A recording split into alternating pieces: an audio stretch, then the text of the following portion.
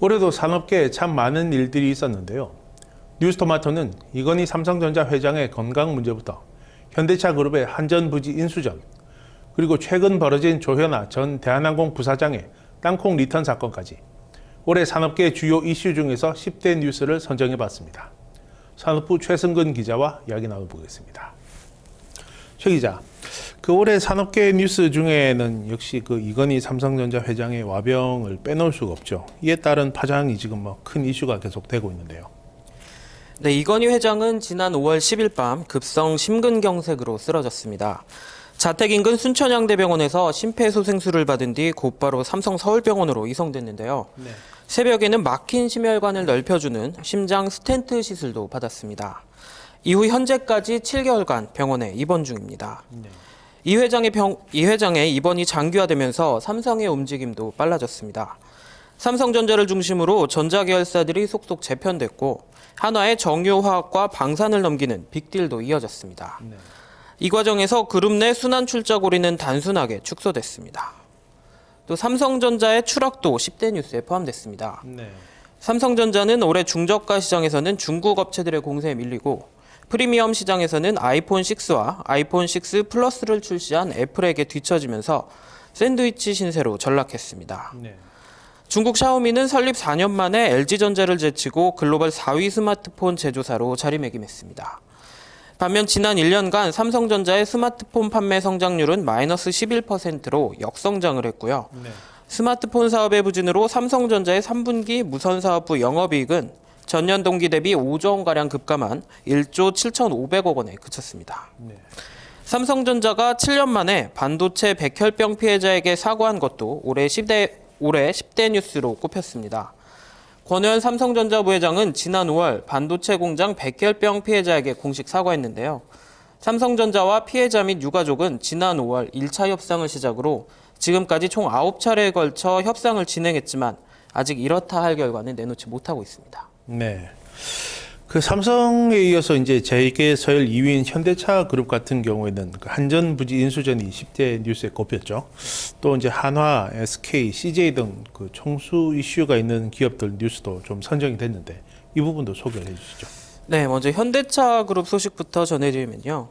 현대차는 올해 10조 5,500만 원이라는 엄청난 베팅으로 서울 강남권의 마지막 남은 금싸라기 땅인 한국전력 부지를 차지하는 데 성공했습니다.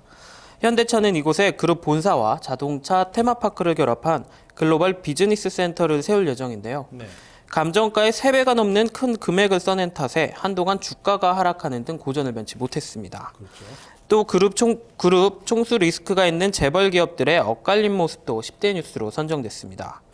총수가 수감돼 있는 SK와 CJ그룹은 올해 굵직굵직한 의사결정에 제약이 뒤따를 수밖에 없었는데요. 네. 김승현 회장이 지난 2월 집행유예로 풀려난 하나그룹은 그나마 좀 사정이 나았습니다. 네. 특히 연말에는 삼성그룹으로부터 방위사업과 석유화학사업을 인수하는 2조 원대 빅딜을 성사시킨 데 이어 최근에는 이라크 건설 현장까지 직접 다녀왔습니다. 네. 또 연말 재계를 강타한 조현아 전 대한항공 부사장의 이른바 땅콩 회항 사건도 주요 뉴스로 선정됐습니다. 조 전 부사장은 현지 시간으로 지난 5일 뉴욕 JFK 공항에서 이륙을 준비하던 대한항공 비행기에서 견과류 서비스가 마음에 들지 않는다는 이유로 항공기를 탑승 게이트로 되돌리는 램프 리턴을 지시했는데요. 네. 이 과정에서 조 전 부사장이 승무원과 사무장을 상대로 폭언과 폭행을 했고 사무장은 강제로 비행기에서 내리도록 한 사건입니다. 네. 이 사건은 재벌가 윤리의식과 재벌 2, 3, 4세로 이어지는 승계 경영의 문제점으로까지 비화되고 있습니다. 네, 그렇죠. 또 이제 올해는 셰일가스가 산업계 전반에 미친 영향도 컸던 한 해였는데요. 이로 인해 가지고 정유나 석유화학, 또 조선, 해운 등 유관 기업들의 희비도 엇갈렸죠. 이 부분에서는 어떤 사건들이 좀 선정이 됐습니까? 네, 올해 산업계를 대표하는 키워드 중 하나가 바로 셰일가스인데요. 네. 미국발 셰일가스 후폭풍으로 국내외 에너지업계와 유관산업이 출렁거렸습니다. 중동 산유국들이 셰일가스 견제에 적극적으로 나서면서 국제유가 폭락 사태도 벌어졌는데요. 네. 이는 유관산업에도 연쇄적으로 영향을 미쳤습니다. 대표적인 예가 바로 조선업 분야입니다. 셰일가스 개발이 본격적으로 진행되면서 가스 운반선 수요는 급증했는데 대규모 해양 프로젝트가 줄줄이 지연되면서 해양 분야 수주 급감으로 나타났습니다. 네. 또 이는 세계 1위 조선소인 현대중공업의 대규모 적자로 이어졌는데요. 현대중공업은 올해 3분기까지 총 3조 2,272억 원의 적자를 기록했습니다. 네. 지난해 4분기 871억 원의 손실을 낸 이후 4개 분기 연속 적자 행진인데 적자 규모는 갈수록 급증해서 지난 2분기 1조 1,037억 원의 사상 최대 적자를 기록한 이후 3분기에는 1조 9,346억 원으로 2분기 기록을 갈아치웠습니다. 네. 그 이외에 이제 올해는 그 중견 중소기업에서도 좀 큰 사건이 벌어졌죠. 그 부분도 좀 마지막으로 소개해 주시죠. 네, 올해 중견 중소기업계에서 빼놓을 수 없는 사건이 바로 펜텍과 몬웰의 몰락입니다. 네. 지난해까지만 해도 국내에서 LG전자보다 높은 점유율을 구가하던 펜텍은 휴대폰 시장의 냉각과 전략 제품인 베가 시리즈의 이단 실패로 순식간에 빚더미에 올라앉았습니다. 직원을 25% 구조조정하고 임금까지 동결하는 등 각고의 노력 끝에 워크아웃에 돌입했지만 이마저도 여의치 않으면서 끝내 매각 절차에 착수했습니다. 또 로봇 청소기로 명성을 떨쳐온 몬웰 역시 파산 신청 이후 온갖 비리와 사기극 등이 들춰지면서 국제적인 이슈로 부각됐습니다. 네.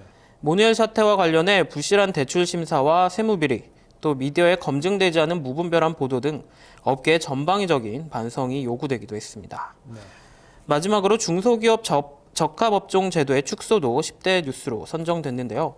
적합업종 제도는 골목상권 보호를 위해 대기업은 3년 동안 시장 진입을 자제하고 중소기업은 유예기간 동안 경쟁력을 확보한다는 내용을 골자로 지난 2011년 도입됐습니다.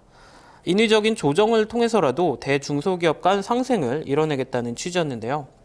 대기업의 요구에 따라 적합업종 해제 품목이 늘면서 원래 취지가 퇴색되고 있다는 평가입니다. 네. 이에 중소기업계와 소상공인들이 적합업종 제도의 법제화를 직접 추진하고 나섰지만 중소기업 중소상인 적합업종 보호에 관한 특별법은 현재 재개와 여당의 반대에 막혀서 2년째 국회에 계류 중입니다. 예, 알겠습니다. 최승근 기자 잘 들었습니다. 미국 경제가 본격적인 회복에 들어갔다는 분석이 잇따르고 있습니다. 소비가 되살아난 가운데 투자와 고용도 호조를 보이고 있다고 합니다. 기나긴 불경기에 시달리는 우리로서는 부럽기 그지없는 소식입니다. 뉴스동을 마칩니다. 고맙습니다.